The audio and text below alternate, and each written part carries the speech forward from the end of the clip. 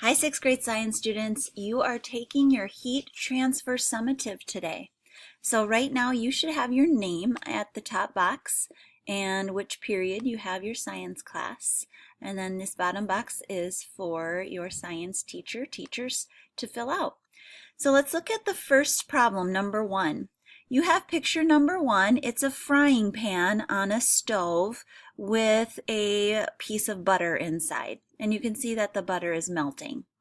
Picture number 2, you have a chunk of butter on a plate with a fork. Okay, it's just on a plate like on your table. So let's look at the question. It says, using what you know about conduction. You are thinking about conduction and what conduction means. Explain why the butter is melting in picture number 1. Why is the butter melting and not melting in picture number 2?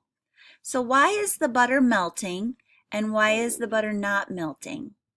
You must use the words conductor, insulator, and the definition of conduction. So a good way to start would be to start saying that these pictures show conduction because conduction is, and what is the definition of conduction? Okay, you might want to talk about the 3 steps of conduction and why this example shows those 3 steps and this example does not. Remember, use the word conductor, insulator, and the definition of conduction to explain. Press pause, complete number 1, and press play when you're ready to go on. Okay, students, number 2. You have 1, 2, 3, 4 pictures, a cookie sheet for that you put in the oven to make cookies, a spoon in hot soup, a styrofoam cup, and a jacket. The question says, identify each picture as either a conductor or an insulator. So underneath in this space, you are going to write for the cookie sheet is a conductor or insulator. You're just going to write the word. Do that for each picture. Press pause and press play when you're ready to go on. Okay, students, number 3. Number 3 says draw a line to match the step of convection.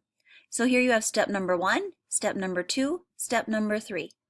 You're going to draw a line to the right step. So which one of these is step number 1?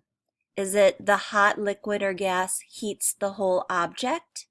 Is it the heat source is turned on?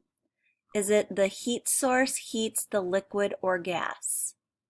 So you're going to draw a line from step 1 to the right step number 1. Draw a line from step 2 to the right step number 2, and the same for step number 3. Press pause, press play when you're ready to go on.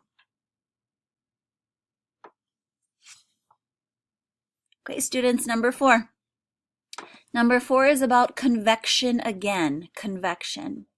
Using what you know about convection, explain how the heater in your room, so you have a heater in your room, how does it keep you warm? So now you're imagining those pictures, like the picture that we have of that of the room, and there was a heater on the side, and then there was a person in the room. How does that heater keep you warm? So you're thinking about the 3 steps of convection. What is step number 1? What is step number 2? And what is step number 3 about the heater and about you? Okay. Do number 4 and then press play when you're ready to go on. All right, students, number 5, you're going to draw a line again to match the step of radiation to the correct example. So now we're thinking about radiation. Which one is step number 1? Which one is step number 2? And which one is step number 3? Here's what they say. The electromagnetic waves heat the object. Is that 1, 2, or 3?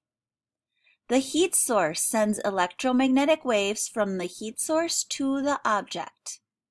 Is that step 1, 2, or 3? The heat source is on. Is that step 1, 2, or 3? Finish this one and press play when you're ready to go on.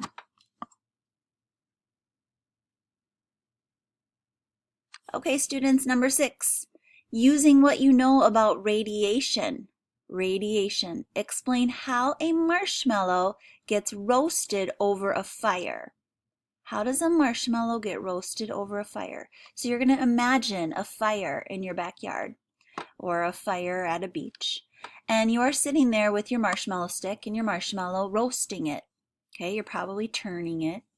Okay, how does it get roasted? What is step number 1? What happens with these two things in step number 1? What happens in step number 2 with the marshmallow and the fire? And what happens in step number 3 with the marshmallow and the fire? Okay. Finish number 6, and then your test is complete. If you have any questions, please ask your science teacher or teachers. Okay? Good luck, students.